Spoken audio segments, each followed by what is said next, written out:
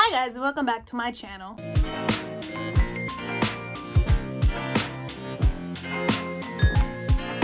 Okay, so today's video is on the topic of life. What do I mean by that? I mean that as you get older, you'll realize most people fall into a certain number of categories. And it doesn't matter how original of a personality you think you have, most people act the same. Now that's just a small amount of context for this video. The main part of the video is my ability to just point out archetypes when I meet people. Like, oh, you're that type of person. I don't hold them to this archetype. My first meeting with people, although very important, I'm very big on first impressions. Like, if you are a little rude when we first meet, you may not get a second meeting. But if we do, and you're not as rude, and you happen to redeem yourself, then you're a different person to me. And that is the point of today's video. I will be telling you 5 types of people that I have met that have made the biggest impressions. It's not bad, it's not good. It's just, if you're one of the 5 and you recognize it as your personality, that's cool. You might be all 5 of them. But with that being said, let's get into the video. Number 1, I do not want y'all to take this negatively,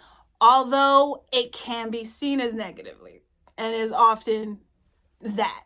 The first person you will meet in life is what I call a taker. I don't want to call them selfish because sometimes it's really not their fault that they just think of themselves. That's a human thing to do. But man, some of them are truly devil spawns. Some of my best lessons I've learned from these people is to take them as they are. Do not ever put any expectation on them.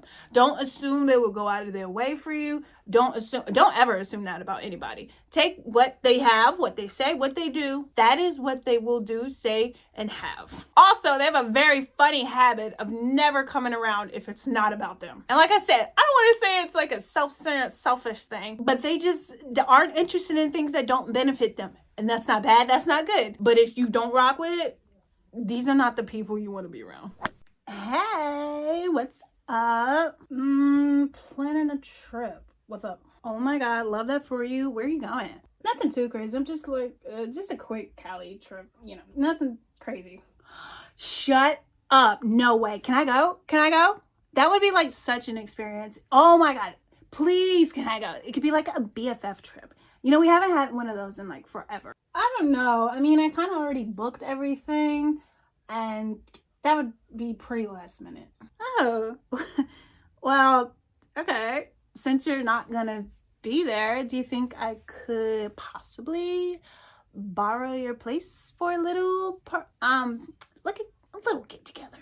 Who's going? Oh, no one really. Just, you know, me, Carl, who stole a hefty amount of my stuff, and I have been looking for. And you said you had no idea where he is. I mean, I didn't. He just kind of popped up. Also, there's no proof he did that. So I think we are living in the past and we should forgive. Girl, oh, come on. Okay, the second person is the giver. You have the taker. Here is usually their victim. I've luckily escape from this archetype. But I promise you, when you see someone that's like, I'm going to give my all, and I hope people would do not ever do something with the hope someone will do it back for you. You should never do something for return. If you want to do something, do it. Do it out the kindness of your heart. Do it because you genuinely want to do it. Don't ever expect anything back from anybody. I'm trying to explain this without sounding judgmental. Most of them are, because they will judge the hell out of you if you do not do the actions they secretly want you to do in their head. They will never tell you what they want. They will just do subtle things like, oh, I'm going to give you this, this, and this, and hopefully you'll get the pickup that I want you to do this, this, and this. Instead of just telling you or asking, hey, can you do this for me? This will create rifts in their relationship with you because they will hold it as a grudge. And I promise you, they're not getting over it. Like I said, I have been this person. I don't do it anymore. They also just don't speak up for themselves. I don't want to say they have a weak backbone, but it's made of paper mache. What? paper mache at that. If you see an interaction with someone like this, they teach you how you do not want to interact with people. They'll teach you boundaries because you're like, I would never do that. They could never do that to me. I would never let anyone do that to me. I promise you, if you watch an interaction with someone like this, you will quickly learn what your boundaries will be. Okay, so quick editor's note. I goofed this part up because I'm supposed to be talking on the phone in my present self to, you know, the giver, but I'm not all the way up there. So pretend I'm talking to an entity in the corner of my room, and that's the giver. I'm projecting mentally. Ignore this. What's up? Hey, have you seen Larry? No, isn't she still on her trip?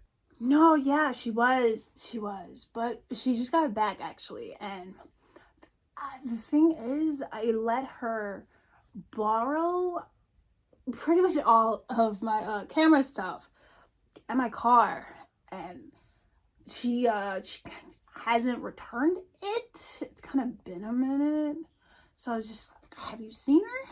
That was nice of you.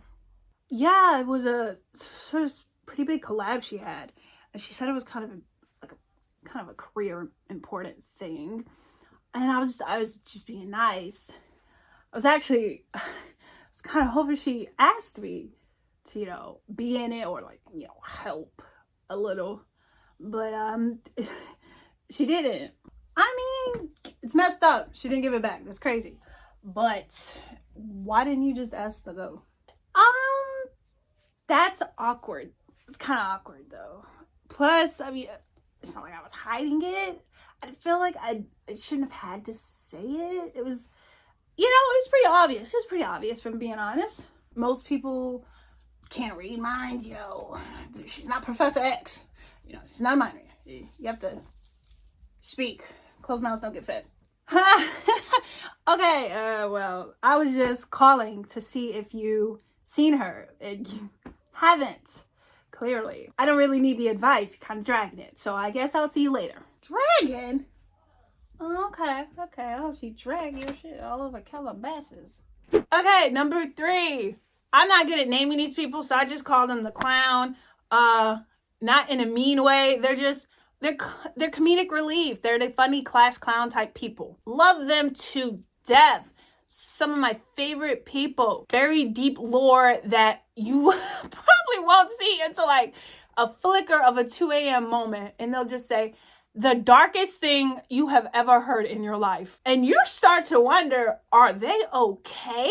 Because they're usually very happy people. They like to make other people happy. But as humans, we are very complex. We have very complex emotions. No one is happy 24/7. I've learned from these people that bad days happen. They've taught me the most on bad days happen, and that it's okay to want space from people. I'm not being weird because I don't want to hang out with anybody today. Don't take it personally when someone says, I don't want to hang out with you today. Maybe a week, maybe a month. You won't hear from them for a grip. They need time to recharge. Also, they have some of the darkest humor you will ever see. And I think it's questionable and it's concerning. But man, they're some of the funniest people I've ever met. Yo, what's up? Now I was like doom scrolling on 3 different apps at the same time. Olympic record, if I'm being honest. Very trifecta. That's actually pretty impressive. What's trending? Nothing really. Just doom, gloom, you know. Simulation things. Nothing really important. Oh, wait. Stephen Hawking. They found your boy on Epstein's island. What? Like, wheelchair dude Hawking?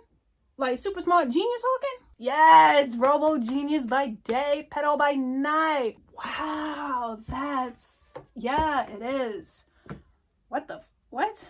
I'm saying, it's weird. The more I think about it, it's clicking, you know? It's pretty considerate to, make hell wheelchair accessible. I just think he's kind of a real one for that one. I beg your finest pardon. I'm just saying, in a sense that, no, yo, I gotta go, because I swear to God, you're gonna get me sent out.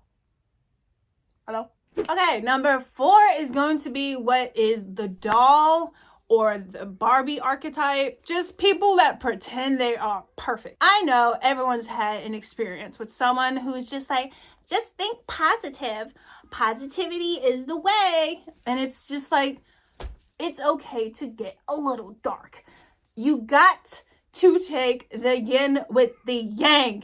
You cannot live a completely positive life because life's just not like that. You can be optimistic. And if you see this person from like a surface level, you'll think, wow, they really are, toughing through the dark stuff. They're really pushing through. They're about to have a mental breakdown any second now because they refuse to go through any thoughts deeper than it is what it is. No, while it is what it is, you still need to talk about that. More often than not, the common thing is to feel envious of people like this because they will portray they have this perfect life, they have this perfect mindset. Influencers on the internet are very much the type of people that fit this. And sometimes you will feel very jealous of them and you will feel envious. And then when that mask cracks, when you finally see what's under that surface, there will be a second you're happy their life is in shambles.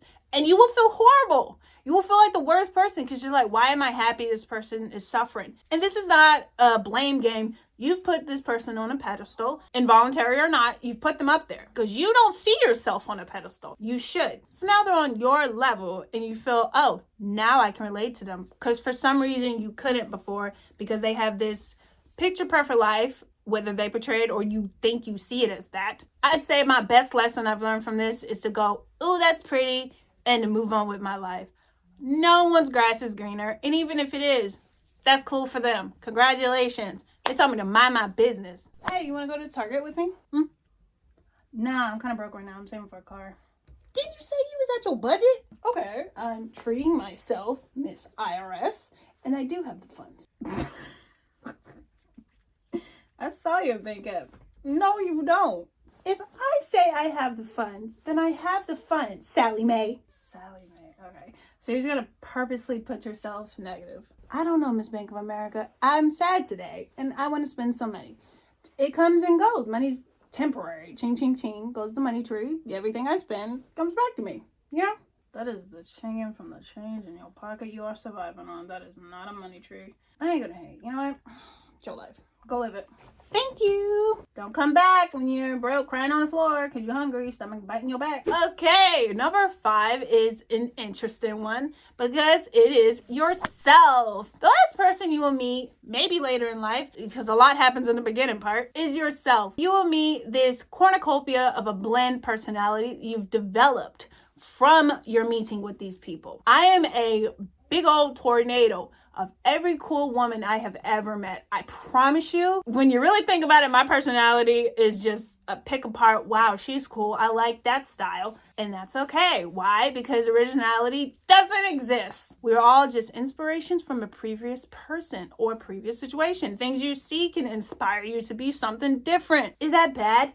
No! Why do we have to live such a singular life? Meeting yourself is an ongoing experience. It will happen again and again as you learn what you do and do not like. It is okay to like something 1 month and then to despise it. Why? Why not? The best thing you can do is try to better yourself, but don't be down on yourself for liking something and then it turning out not the best. As an artist, there's a fun little habit that we all have of just downing and just kicking our old creations. We're like, oh, that's ugly, that's stupid, why would I ever do that? I'm guilty of it myself. As we create new ideas, we feel the old ones are just inadequate. They don't live up to the expectation we've now built, and it just gets higher and higher until we eventually burn out. Best lesson you can learn as an artist that I have learned, whatever idea you have, let it be great in that moment. If you don't like it later on, let it live in that moment. Maybe you're a different person now. Let it live with that person that you created with. Do not want to edit this video. Oh my God. Did I hear someone not working? No, I was just gonna take a break. Who are you? I'm future you. What are we, a workaholic? Why are you so worried? Oh, God, no. I want you to take a break. Oh, cool. So, are we famous? Did it work out?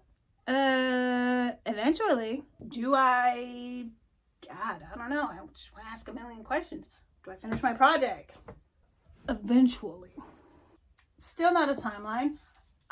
Within this lifetime that I'm living, my lifetime. What do I finish? Can I get a time date on that? I'm kind of stressing on deadlines. It's not like you have a time limit. I mean, deadlines don't matter. They do. They actually do.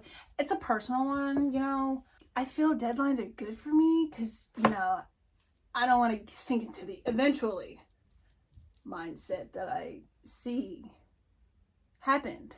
But that's a lot of work, and I'm tired. Well, I'm going to need us to wake up. Are we supposed to be best? I'm supposed to be glad about this? Eventually? What is eventually? God, I liked me better before I met me. Blah, blah, blah, blah, blah. Cut the tears and get to work. Okay, so that's it for this video. I hope you enjoyed it. I haven't done really skit type things in a minute. I just wanted to talk about life experience and how it's okay to change or not change. Or evolve, devolve, do whatever you want in life. There's so many labels and expectations we have to do and be this great grand thing. It's okay to be ordinary. But that's going to be it for this video. So if you did enjoy it, please give a like and subscribe. If you want to check out my other videos, you can just go to my main channel. I have a bunch of topics. I do makeup, I do skits, I do talking shit. I do a lot. I also do music, although I'm doing a revamp on that at the moment. But I have a couple songs out, including Suffocating, a fun song about mommy issues. Not only mommy issues, you know, it's parental issues, generational trauma issues. You know, it's however you relate to it. Art is, art. But with that being said, I will see you next week.